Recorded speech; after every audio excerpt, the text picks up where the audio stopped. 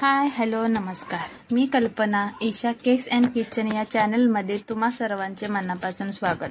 तर आज या व्हिडिओमध्ये आपण बटरस्कॉच केकची रेसिपी बघणार आहोत. तर या ठिकाणी मी 1 किलोचा केक बनवते. चला तर मग रेसिपीला सुरुवात करूयात. तर यासाठी आपण 350 ग्रॅम इतकं व्हॅनिला प्रीमिक्स घेतलं आहे. तर यामध्ये आवश्यकतेनुसार आपण थोडं पाणी ॲड करूया.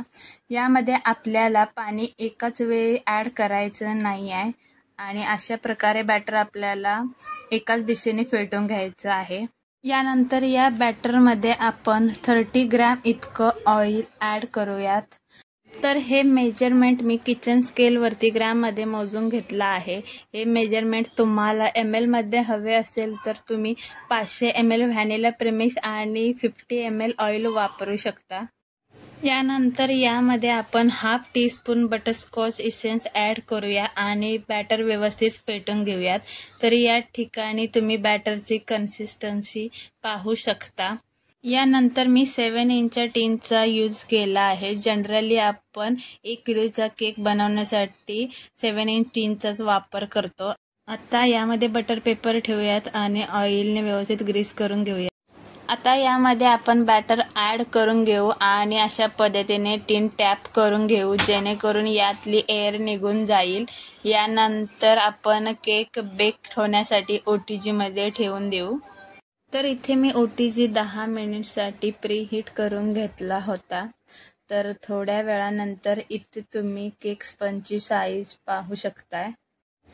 आपला केक बेक होण्यासाठी अप्रॉक्स 25 मिनिटं लागली आहे. तर पाहू शकता केक व्यवस्थित बेक झाला आहे. यानंतर इथे आपण बेस थंड होण्यासाठी काही वेळ ठेवून देऊ आणि तोपर्यंत आपण क्रीम बीट करून घेऊ. तर यासाठी मी 500 ग्रॅम इतकी क्रीम घेतली आहे. तुम्ही पाहू शकताय. क्रीम परफेक्ट बीट होण्यासाठी आपल्याला अगदी अशीच लिक्विड कन्सिस्टन्सी हवी आहे. यानंतर यामध्ये आपण हाफ टीस्पून इतके बटरस्कॉच इसेन्स ॲड करूया आणि आपल्या नेक्स्ट स्टेपकडे वळूयात म्हणजेच क्रीम बीट करायला सुरुवात करूयात. तर इथे मी बीटरचा स्पीड कमी जास्त करून क्रीम बीट करून घेतली आहे. पहिल्यांदा बीटरचा स्पीड कमी आणि नंतर मग जास्त. तर इथे आपल्या क्रीममध्ये तुम्ही पाहू शकता की स्टिप पीक यायला सुरुवात झाली आहे. तर अगदी 2 मिनिट्सनी तुम्ही याची कन्सिस्टन्सी पाहू शकताय. क्रीम अगदी परफेक्ट बीट झाली आहे. तसेच इकडे आपला बेस पण थंड झाला आहे. एजेस रिमूव्ह करून आपण बेसच्या लेयर्स पण बनवून घेऊ. तर दोऱ्याच्या सहाय्याने याच्या मी 3 लेयर्स बनवून घेतल्या आहेत. तर नेहमीप्रमाणे केक बेसला थोडी व्हिप क्रीम लावून देऊ. आपला केक एकाच जागी व्यवस्थित राहावा, इकडे तिकडे सरकू नये यासाठी आपण ही स्टेप करतो. त्यानंतर आपण फर्स्ट लेयर त्यावर ठेवून देऊ. नंतर त्यावर शुगर सिरपने सोक करून घेऊ. लेयर सोक करून घेतल्यानंतर पायपिंग बॅगच्या सहाय्याने यावर आता व्हिपिंग क्रीम लावून घेऊयात. या अगोदरच्या व्हिडिओमध्ये मी पायपिंग बॅगचा उपयोग केला नव्हता. काही हरकत नाही. आपण अशा प्रकारचं फिलिंग दोन्ही पद्धतीनेही करू शकतो. त्यानंतर पॅलेट नाईफच्या सहाय्याने ही क्रीम प्लेन करून घेऊ.